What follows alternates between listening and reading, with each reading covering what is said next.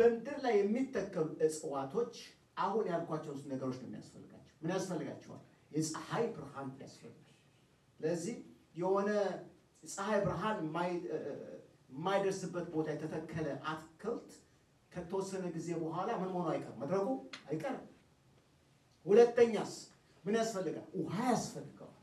ውሃ የሌለው ተክል ሊበቅል አይችልም፣ ፍሬ ሊያፈራ አይችልም። ሶስተኛስ የሚያስፈልገው ነገር አየርም ያስፈልጋል። አየር የተዘጋ ቦታ ላይ ፀሐዩን በመስታው ደርሶ ግን አየር እፍን ያለበት ቦታ ቆና ምን ይሆናል?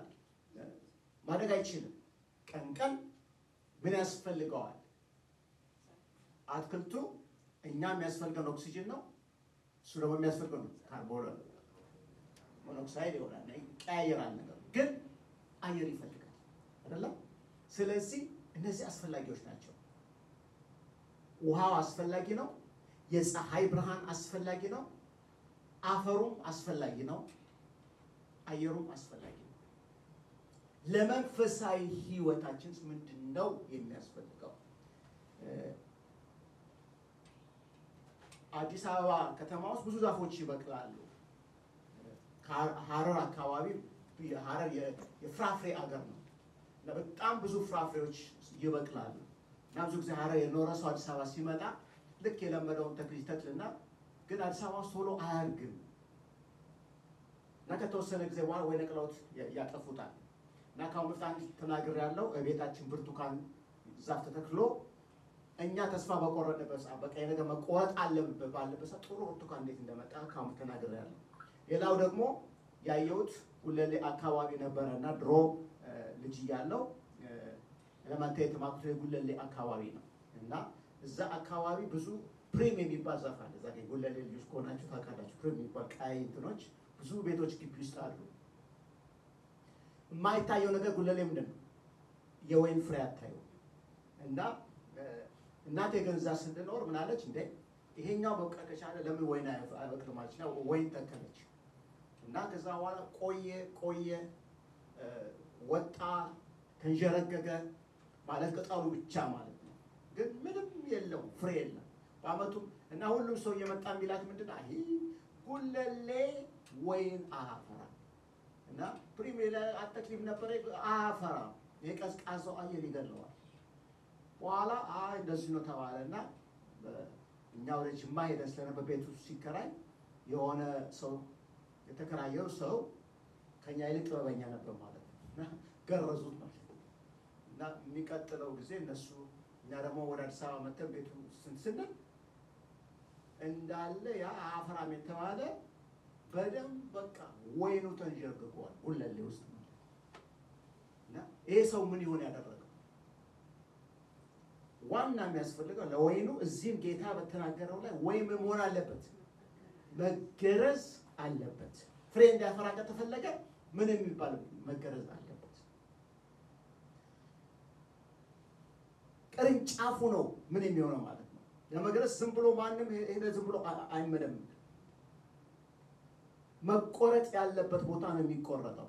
በደረቀበት ሰዓት ነው የሚሰባበሩት የሚቆራርጡት። ከዛ በኋላስ ልክ የዝናቡ ጊዜ ሲመጣ ይሄ ፍሬ የሚያፈራው በደንብ ተንጀርግጎ ምን ያደርጋል? እና ፍሬ ማፈራው ይቆረጣል። ፍሬ የሚያፈራው ደግሞ ምን ይሆናል ማለት ነው? በደንብ አድርጎ ይወጣል። እግዚአብሔር ተመሰገነ ይሁን። ለዚህ ፍሬ እንድታፈሩ ብሎ ጌታ ኢየሱስ ክርስቶስ በዚህ ምዕራፍ 15 ላይ መጀመሪያ የነገረው ነገር ምንድን ነው? መገረዝ ያስፈልጋል። ፍሬ እንድናፈራ ከፈለግን በይሄ 2026 እግዚአብሔር ፍሬ የምታፈሩበት አመት ነው ብሎናል።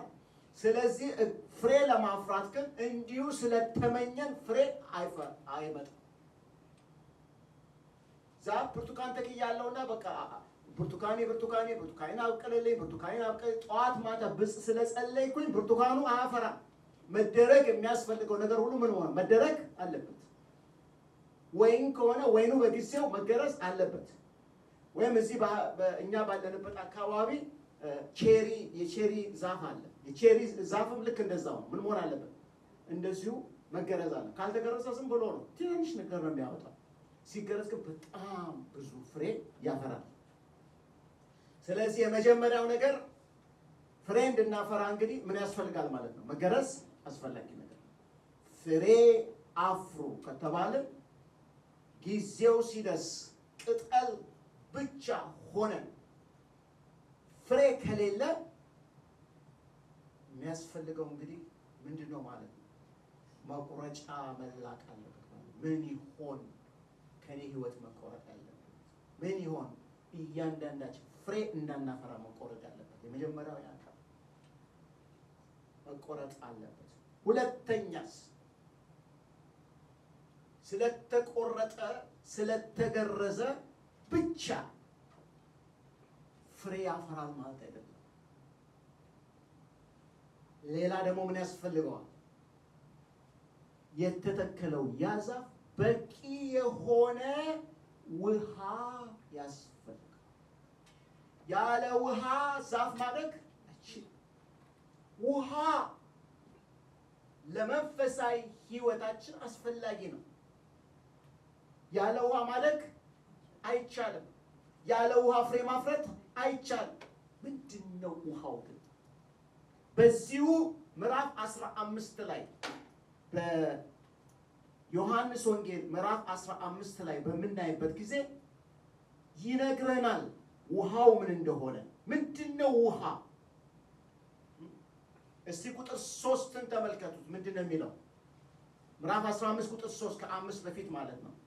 ከነገርኳችሁ ቃል የተነሳ አሁን ምንድናችሁ? ንጹሃን ናችሁ። ንጹህ ያደረጋቸው ምንድነው?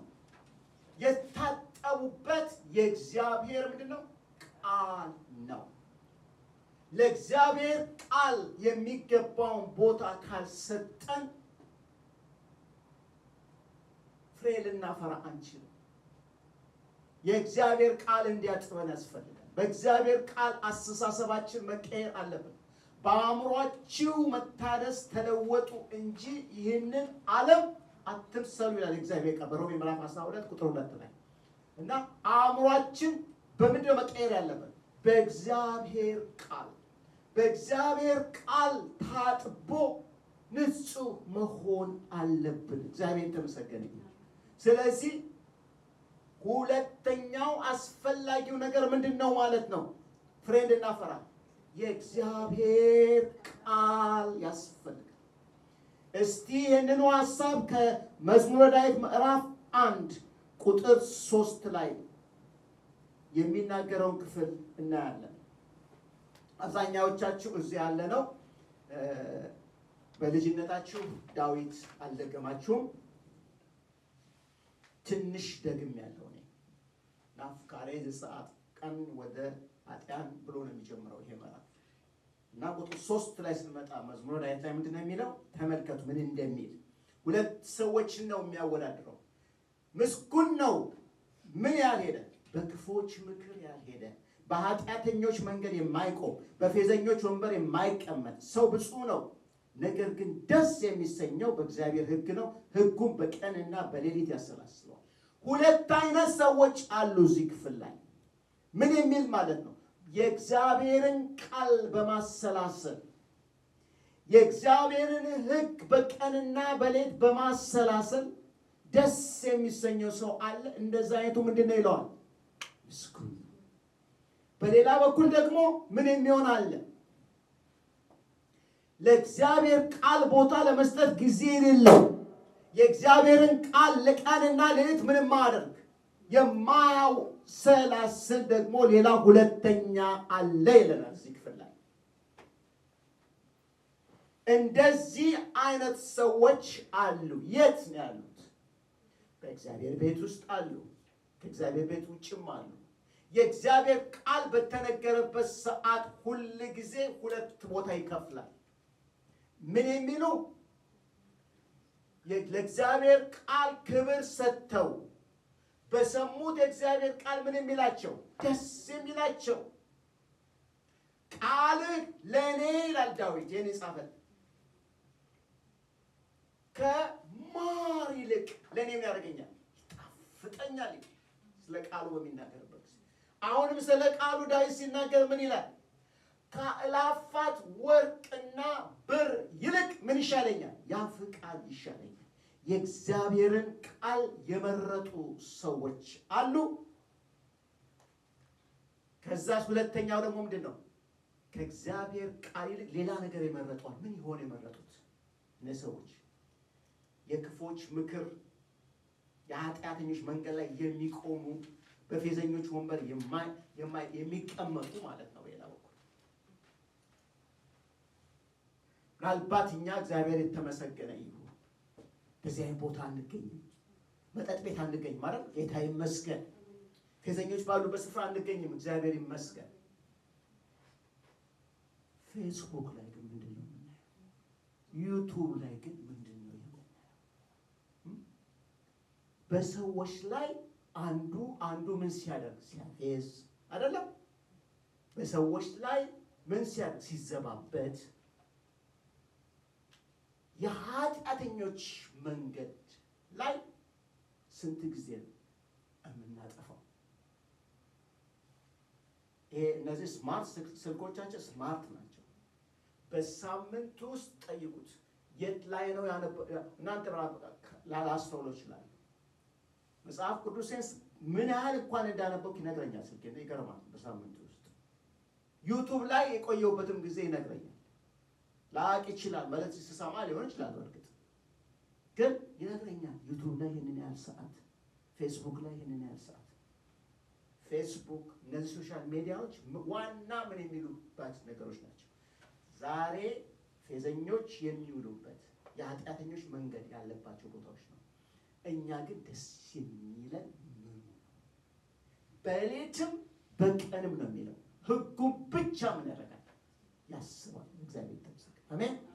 ስለዚህ በቀንና በሌሊት ሕጉን የሚያስብ በእግዚአብሔር ሕግ ደስ የሚለው በቃሉ ደስ የሚለው ምን ይሆናል ይላል መሰላችሁ? የተስፋ ቃሉ ቁጥር 3 እርሱ ምን የሚያደርገው?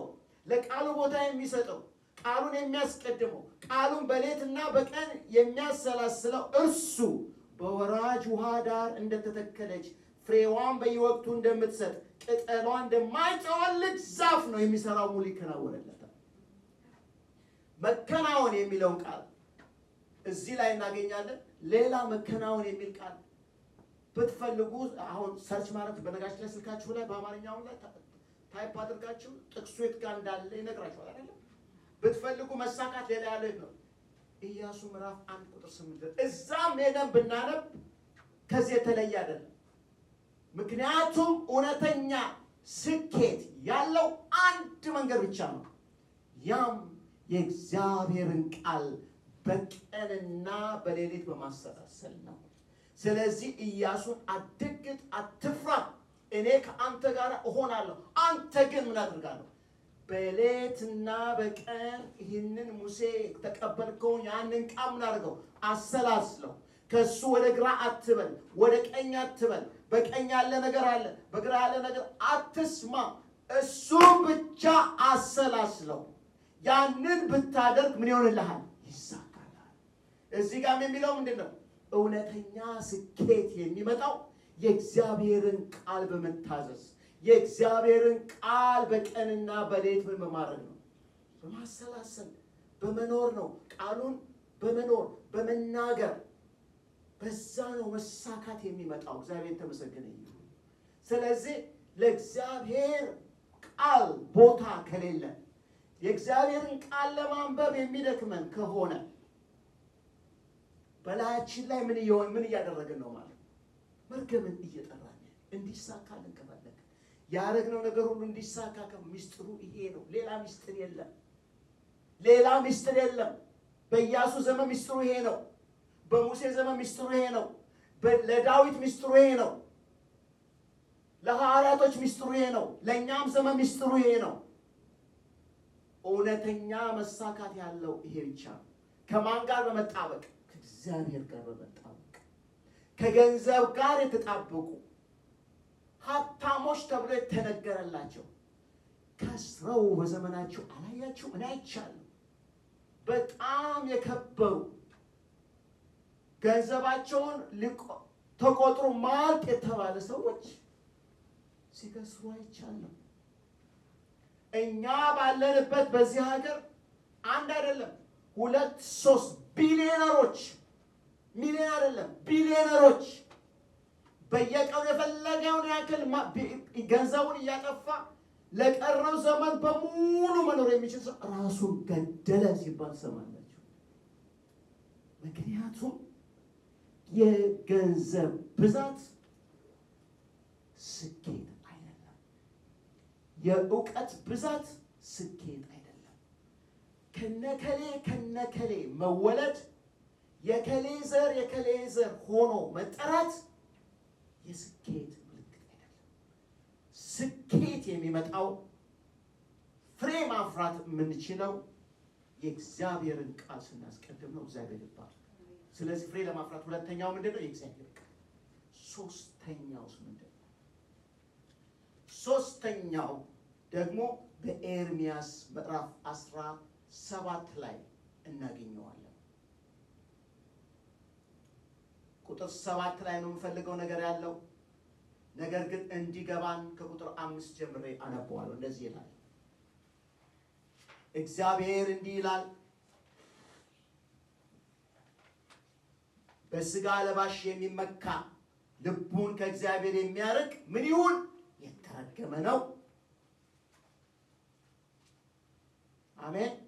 እግዚአብሔር ቃል ለእግዚአብሔር በነገራችን ላይ መርገሙንና በረከቱን የእግዚአብሔር ቃል በአንድ ቦታ ላይ በዘዳግም ላይ እናያለን። ለመርገሙ ምንድነው የሚባለው? 6ቱ ነገሮች የመርገሙን ቃል ሲናገሩ ህዝቡን ማት አለበት። አሜን። ለበረከቱም ማት ነው ያለበት። አሜን። ማለት ምንድነው? እታዘዛለሁ ጌታ ሆይ። በረከቱን እርግማኑን አሜን የምለው ስለምታዘዝ ከምን እንደዳንኩኝ እንዳስብ የበረከት ልጅ ስለሆንኩኝ በበረከቱ ስለምኖር እግዚአብሔር ከምን ውስጥ እንዳወጣኝ እንዳስብ ነው መርገሙ የተጻፈልኝ። እግዚአብሔር ተባረከ ይሁን እና በዚህ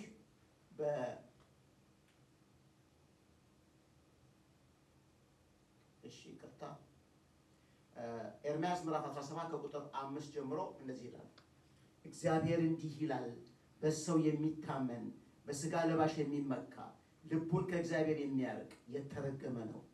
በምድረ በዳ እንዳለ ቁጥቋጦ ይሆናል። መልካም ነገር ሲመጣ አያይም። ሰው በሌለበት በጨው ምድር በምድረ በዳ በደረቅ ስፍራ ይቀመጣል። ዛፍ መገረዝ አለበት። ዛፍ ውሃ እንደሚያስፈልግ እግዚአብሔር ቃል ያስፈልገዋል አይደለም? ሶስተኛው ደግሞ እዚህ ጋር የምናየው ይሄ ነው። ምንድን ነው እዚህ ጋር የምናየው ያላችሁ ነው? ቁጥር 7 ላይ ነገር ግን በእግዚአብሔር የሚታመን መታመኛውም እግዚአብሔር የሆነ ሰው ብሩክ ነው ይላል። ቁጥር 5ን ስናነብ በሰው የሚታመን በስጋ ለባሽ የሚመካ ልቡን ከእግዚአብሔር የሚያርቅ የተረገመ ይሁን። ምን ጊዜ ነው በዚህ እርግማን ውስጥ የምንገባው? መታመኛችንን ማን ስናረግ? ሰው ስናረግ። መታመኛችን ማን ስናረግ? ክንዳችንን ስናረግ አይደለም? መታመኛችንን ከእግዚአብሔር ውጪ ምንም ነገር ላይ ስናደርግ ምን ይጠራልን? እርግማን። አሁን ይሄን በደንብ አድርጋችሁ አዳምጡ። ይሄ ምን አይነት እርግማን ነው? የእግዚአብሔርን ቃል ትቶ ከዋዘኞች ጋር መቀመጥ ቅድም አይተናል። ይሄኛው ደግሞ ከዛ አንድ አይደለም። ምን ጊዜ ነው ከእግዚአብሔር ዞር ማለታችንን የምናውቀው?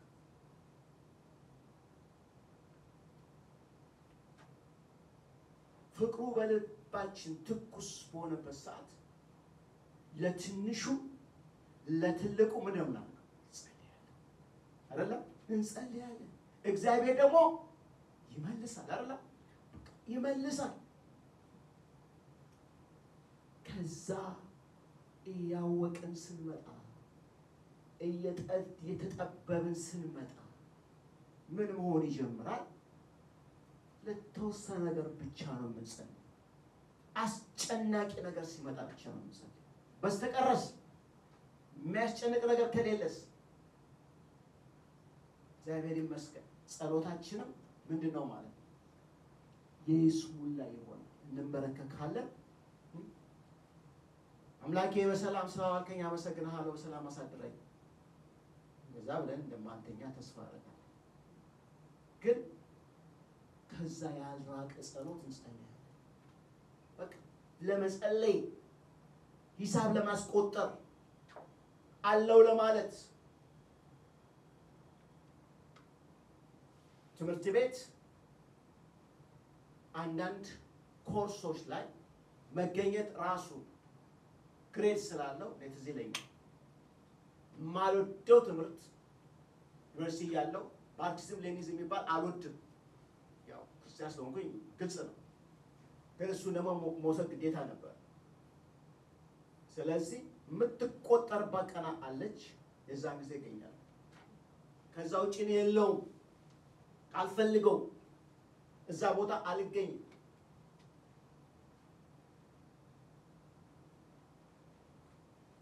አለው ግን ለማትገባል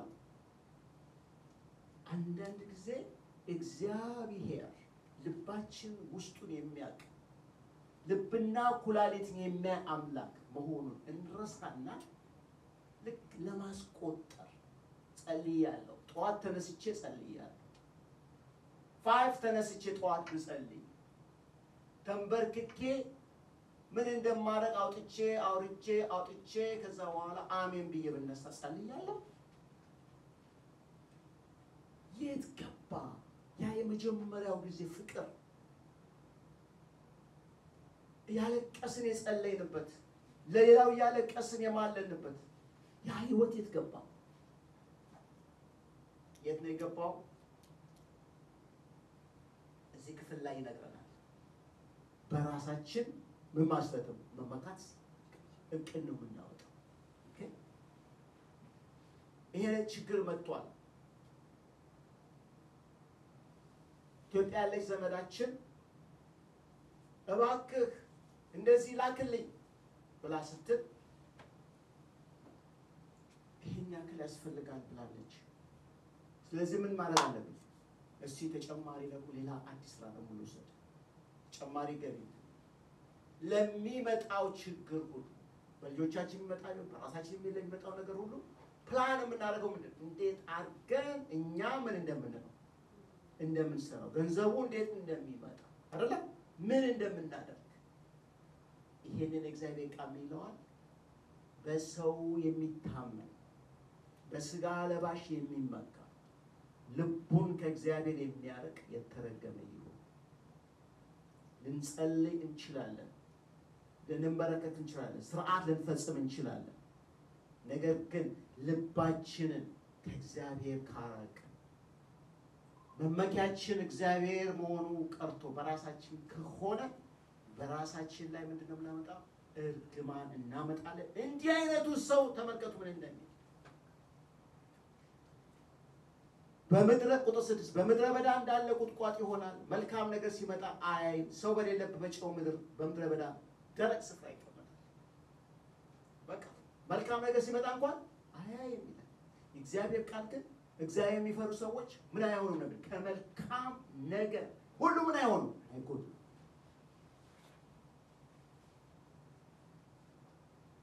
ነገር ግን ይላል ቁጥር 7 በእግዚአብሔር የሚታመን መታመኛውን በእግዚአብሔር የሆነ ሰው ብሩክ ማለትስ ለትንሹ ለትልቁ ወደ እግዚአብሔር የሚጸልይ ወደ እግዚአብሔር የሚጣራ ጉልበቱ እግዚአብሔር ያደረገ መታመኛ ያንተ ነው ያለ በእውቀቱ የማይታመን በገንዘቡ የማይታመን በወገኑ የማይታመን ልዑል አምላክ እግዚአብሔርን ብቻ መታመኛ ያደረገ ሰው ግን በውሃ ዳር እንደተተከለ ስሩን ወደ ወንዝ እንደሰደደ ዛፍ ነው ሙቀት ሲመጣ አይፈራም ቅጠሉም ዘወትር እንደለመለመ ነው በድርቅ ዘመን አይሰጋም ፍሬ ማፍራቱንም አያቋርጥም እግዚአብሔር ይመስገን እንደዛ ስለዚህ ዛፉ እንዲህ ስለጎደለው እንደ ሰዎች የፈለጉትን ይናገሩ እኛ ግን ስር ከሰደድን ስር በጸሎት ከሰደድን ከእግዚአብሔር ጋር ከተገናኘ ከውሃው ጋር ከተገናኘ የማያቋርጥ ግንኙነት ከእግዚአብሔር ጋር ካለ የጊዜ ጉዳይ ነው። በጸለይንበት ነገር እግዚአብሔር በፈለግንበት ጉዳይ ፍሬ ማፍራታችን አይቀርም። ድርቅ ቢሆንም መሬቱ ላይ ምንም ባይኖርም ይስሐቅ ምን አደረገ ይላል? በድርቅ ዘመን ዘርቶ ምን አገኘ ይላል? 100 እጥፍ አገኘ፣ አጨደ።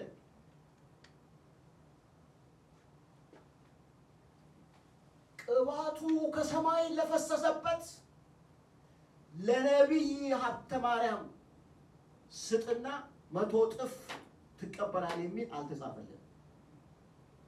ለሰው ገንዘብን ከመስጠት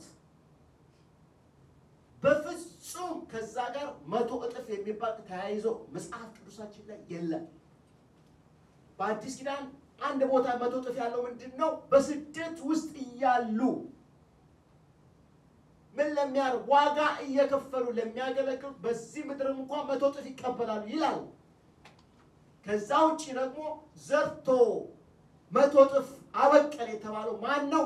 እግዚአብሔርን በመመካት ዝናብ በሌለበት ወንዝ በመስኖ በማይመጣበት በደረቅ ምድረ በዳ እግዚአብሔር ግን እኔ ካንተ ጋር ነኝ፣ አትውጣ ወደ ግብፅ፣ አባት አብርሃም በሄደበት መንገድ አትሂድ፣ ስፍራ ይሄ ነው ብሎ ማለቱ ብቻ ይዞ እንግዲያውስ ቦታዬ ነው ካልከኝ፣ እንግዲያውስ ስፍራ ነው ካልከኝ ብሎ በደረቅ ላይ ምን አደረገ? ዘሩን ሳይቆርጥ ምን አደረገው? ዘራው። እግዚአብሔር ይመስገን። አካባቢው ሰዎች ሁሉ የሰው የሞኝ ነው ብለው ደምድመዋል። ምን አይነት ሞኝ ነው? ዝናብ እንደሌለ እያየ ውሃ እንደሌለ እያየ ምን ያደርጋል? ዘሩ ዝም ብሎ አባከነው። ዓመቱ ሲያልቅ ግን ምን ሆነ? ዝናቡ ጊዜውን ጠብቆ እግዚአብሔር የሚያስፈልግበት ሰዓት ልኮት እንዴት መቼ እንደመጣ እንኳን አልጻፈልን። እሱ ግን 100 እጥፍ ምን አደረገ? ሰበሰበ። እግዚአብሔር ይመስገን። እግዚአብሔር ይናገረን እንጂ የእግዚአብሔርን ቃል ይዘን እንውጣ፣ ወጥተን እንዝራ እንጂ ፍሬ ማፍራታችን እንደሆነ አይቀርም። እግዚአብሔር ይመስገን አይቀርም። በእግዚአብሔር ቃል ላይ ከቆምን በጸሎት ከእሱ ጋር ተገናኝተን የማያቋርጥ ግንኙነት ከአምላካችን ጋር ካለን ፍሬ ማፍራታችን ምን አይሆንም? በድርቅ ዘመን አይሰጋም። ፍሬ ማፍራቱ የማይቀር ጉዳይ ነው። እግዚአብሔር የተመሰገነ ይሁን። ስለዚህ 3 ነገሮች አይተናል። ገረዝ ሲያስፈልግ መገረዝ ያስፈልጋል። የእግዚአብሔር ቃል ያስፈልጋል። ሶስተኛውን ያየነው ምንድን ነው? በጸሎት ከራሱ ከእግዚአብሔር ጋር መሆን አለብን፣ መያዝ አለብን። አሜን። አራተኛ ነገር ደግሞ በዚህ ምድር ባለንበት ሰዓት ነገሮች እንዲሳኩልን፣ ነገሮች እንዲሆኑልን ጌታ ኢየሱስ ክርስቶስ በሚሄድበት ጊዜ የነገረን ነገር አለ። ዮሐንስ 16:7-8 ነገር ግን እውነት እላችኋለሁ መሄዴ ይበጃችኋል። እኔ ካልሄድኩ አጽናኙ ወደ እናንተ አይመጣም። ከሄድኩ ግን እርሱ ወደ እናንተ ልካለሁ። በሚመጣበትም ጊዜ ዓለምን ስለ ኃጢአት፣ ስለ ጽድቅና ስለ ፍርድ ይወቅሳል። ስለዚህ ምንን ልክላችኋል? መንፈስ ቅዱስን ልክላችኋል። ሌላው የመጨረሻው አራተኛው ግን አስፈላጊ ነገር ለእድገታችን ነው። መንፈስ ቅዱስን ልክላችኋል። ሄዳችሁ ብታነቡት ሰፋ አድርጋችሁ እርሱ ይመጣና ምን ያደርጋል ይላል? ዓለምን ስለ ኃጢአት ያደርጋል፣ ይወቅሳል። መንፈስ ቅዱስ ስለ ኃጢአት የሚወቅሰው ማንን ነው የተባለው? ዓለምን፣ እኔን አይደለም። ብዙ ጊዜ መንፈስ ቅዱስ ገሰጸኝ እያልን የምንለው በቃ ወቀሰኝ የምንለው መንፈስ ቅዱስ አይደለም። ብዙ ጊዜ መንፈስ ቅዱስ የነካው ህሊናችን ነው። የራሳችን ህሊና ነው። የራሳችን ድምፅ ነው። መንፈስ ቅዱስ ያጽናናል፣ ያበረታል። አጽናኝ መንፈስን እሰጣችኋለሁ እንዴ? ያጽናናል፣ ያበረታል። እኔ እኮ በቃ እንዲያርጌ ነው ስል አዎ እንደሱ ስላደረክ ነው ጸልየ ቢሆን ኖሮ አይለን መንፈስ ቅዱስ በፍጹም እኔ እንደዚህ ሲል እኔ ብሎኛ አቅ ስላጸለይክ ነው ይሄ በፍጹም መንፈስ ቅዱስ አይደለም። ከሳሽ ነው እንደዚህ ስላጸለይሽ ነው ስላጸለይክ ነው እያለ መልሶ የሚከሰን ድሮ የሚያሳሳተን እሱ ነው። ካሳሳተን በኋላ መልሶ ደግሞ ምን ያደርገናል? ይወቅሰናል። መንፈስ ቅዱስማ አይዞህ ተነሳ። መንፈስ ቅዱስ ይቀሰቅሰናል። ጸሎት በሚያስፈልግበት ጊዜ ነካ ያደርጋል። ጸልይ። ባለመጸለያችን የምንጎዳው እኛ ነን። መንፈስ ቅዱስ ቀስቅሶን ባለመታዛችን እንጎዳለን። በዛንማ መልሶ ደግሞ ይሄው እንደ ሰው ብዬሽ አልነበረም ጸልይ ብዬሽ አልነበረም ሳልጸልይ በፍጹም አይደለም። ምንድን ነው የሚለን? ለሚቀጥለው ጊዜ ተዘጋጅ። አሁን ደግሞ ይልከል ካላሳዘን ነው መንፈስ ቅዱስ ከእኛ አይርቅም። እግዚአብሔር ይመስገን። እግዚአብሔር ቃል በሮሜ 8:12 እንደዚህ ይላል፣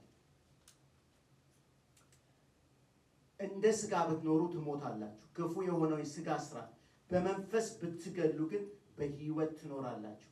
በእግዚአብሔር መንፈስ የሚመሩ እነዚህ የእግዚአብሔር ልጆች ናቸው። እነማ? በእግዚአብሔር መንፈስ የሚመሩ። መንፈስ ቅዱስ የመጣው ሊመራ ነው። መንፈስ ቅዱስ የመጣው ወዳጃችን ጓደኛችን ሊሆን ነው። መንፈስ ቅዱስ ሊያጽናናን ሊያበረታን ነው። ወደሱ ከመጣም በኋላ ይረዳናል፣ ያግዘናል። ጥሩ ረዳት ነው። ጥሩ አጋዥ ነው። አንዳንድ ሰዎች እድለኛ ከሆናችሁ እኔ አጋጥሞኝ ያውቃል። መስሪያ ቤት አካባቢ ጥሩ የሆኑ አለቆች ምን ያደርጋል?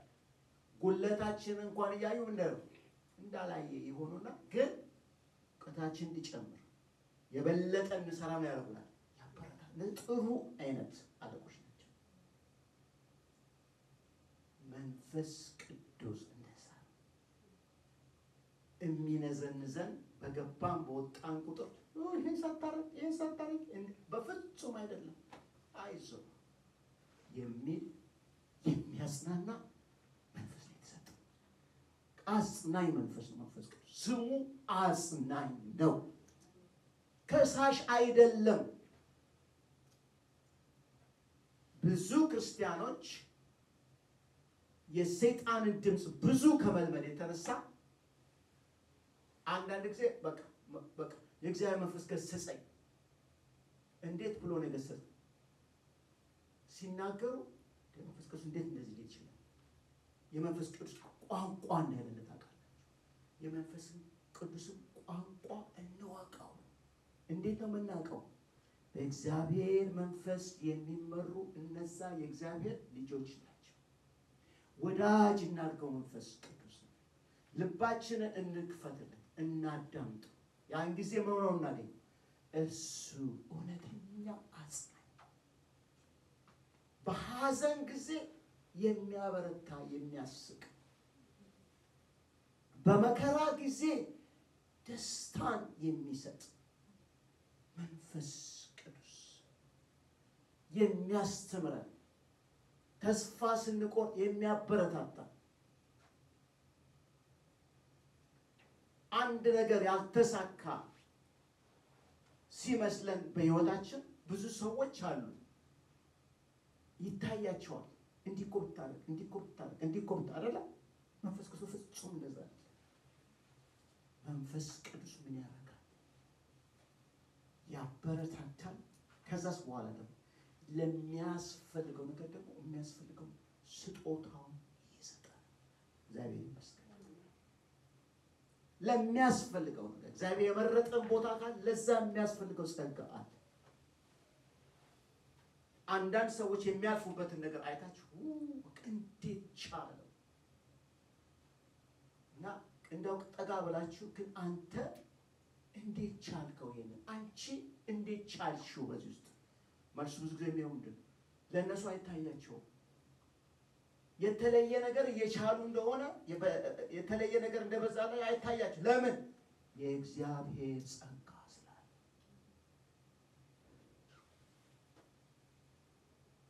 የማልፍበት ነገር የነገሩ ክብደት ከተሰማኝ የኔ እኮ የተለየ ነው ማለት ከጀመርኩኝ ምን ከመኖት ይቻላል ማለት ከመንፈስ ዓለም ውስጥ ወጥቻለሁ ማለት እግዚአብሔር መንፈስ ከኔ ጋር ሲሆን የሚለኝ ምንድን ያ በቃ ትልቁ ነገር ትንሽ አድርጎ ነው የሚያሳይ እግዚአብሔር ይመስገን ራሱን እኮ በወኔ አይደለም ዳዊት አነሳስቶ ጎልያድ ሲመጣበት በወኔ አይደለም ጎልያድ ነው እየመጣ ያለው ህዝቡን ሁሉ ያንቀጠቀጠ ነው ንጉሱን ሁሉ አስፈርቶት አስደንግጧል እውነት እኮ ነው ጎልያድ እኮ እውነት ነው እየመጣ ያለው ግን በላዩ ላይ የነበረው የእግዚአብሔር መንፈስ ያው እኮ ብሎ ጉዳን ሰው በላዩ ላይ የእግዚአብሔር መንፈስ ስለነበረ በቀንና በሌት ሲፈልገው የነበረ እናትና አባቴ ተውኝ እግዚአብሔር ከተቀበለኝ አንባን ስፍራ እናትና አባቱ በረሱት ጊዜ ሲያስቡት ነብይ እቤቱ መጥቶ ለዳዊት አባት ለእሴይ ምን አለ ከልጆች መካከል አንዱ ምን አረጋለሁ እቀባለሁና ልጆችን በሙሉ አምጣ እሺ በጣም በኩራት ትልቁ ልጁን አስቀደመ አልመረኩት ሁለተኛው አልመረኩ ሶስተኛው አልመረኩ አራተኛው አልመረኩ ግራ ገባው ሳሙኤል ምክንያቱስ አባቱ የረሳው ዳዊት ግን ከየት ነው ያለው ከብት ጥበቃ ነው ዝም ብሎ የረሳው አይመስለኝም ይሄ የኔ ትርጉም ነው የኔ መረዳት ነው በቀጥታ ተጽፏል ግን እኔ እንደዛ ይመስለኛል የሰውን ባህሪ ስለማቅ ምንድነው ያላችሁት እንደሆነ በእውነት ዳዊት እዛ ቦታ እንዲገኝ ይቅርታ እሴይ አልፈለገም ለምን ይሆን ያልፈለገው እንዴት ልጁን የገዛ ልጁን ለምን ያጠራ ችግር አለበት ዳዊት ችግሩን ነው ታውቃላችሁ ሰብሰብ ሲሉ ይመጣና አባ ስማ ዛሬ የሆነውን ልንገራችሁ ደግሞ ምን አረክልትል ነው ደግሞ ዛሬ ደግሞ አንበሳውን ገደልኩ ብቻ እንዳትል አዎ አንበሳውን በመንገድ አንቄ ገደልኩት ስቀው ነው የሚያሳልፉት እሺ ዛሬስ ደግሞ ምን አደረገኝልት ዛሬ ደግሞ ድብ ይሄ ትልቁ ድብ ምን አረከው በእጄ መታውትና እንደዚህ ሆነ እነሱ ስለዚህ አሁን የእግዚአብሔር ነብይ ነው ሲባል ደግሞ ምን እንዳይል የፈራው ያንን የለመደውን አንበሳ ገደልኩ ድቡን ገደልኩ ብሎ ምን እንዳያደርገው እንዳያሳፍረው እዛ ከከብቶቹ ጋር አርቆ ነው ያስቀምጠው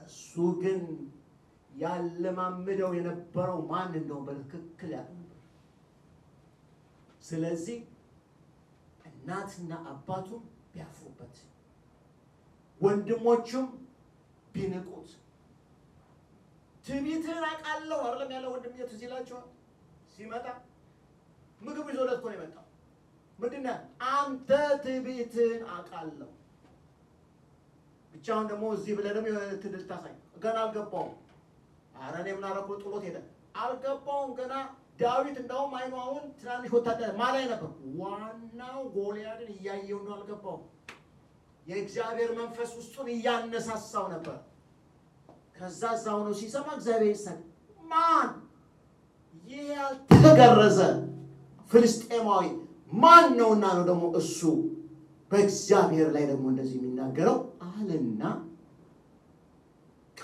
ሲያየው ምኑን ያየው ግንባሩ ሰውየው ገና ከሩቁ ሲያየው ምንድነው በጣም ትልቅ ከመሆኑ የተነሳ ይሄንንማ እንደውም አስተው እግዚአብሔር ከርቀት እኮ ወፍ መምታት ያስለመደኝ አምላክ ይሄንንማ እንዴት ስተዋለሁ?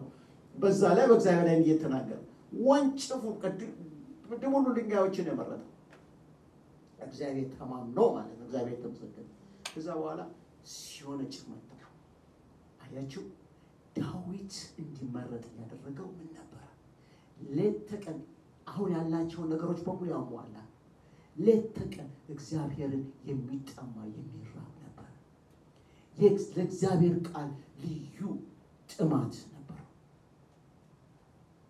እነዚህ የጻፋቸው ብዙዎቹ መዝሙሮች የዳዊት የሚባሉት መዝሙሮች አስቀድሞ ከመንገሱ በፊት የጻፋቸው ናቸው። ድንቅ የሚባሉት እግዚአብሔር እረኛዬ ነው ከመንገሱ በፊት የጻፈው ነው።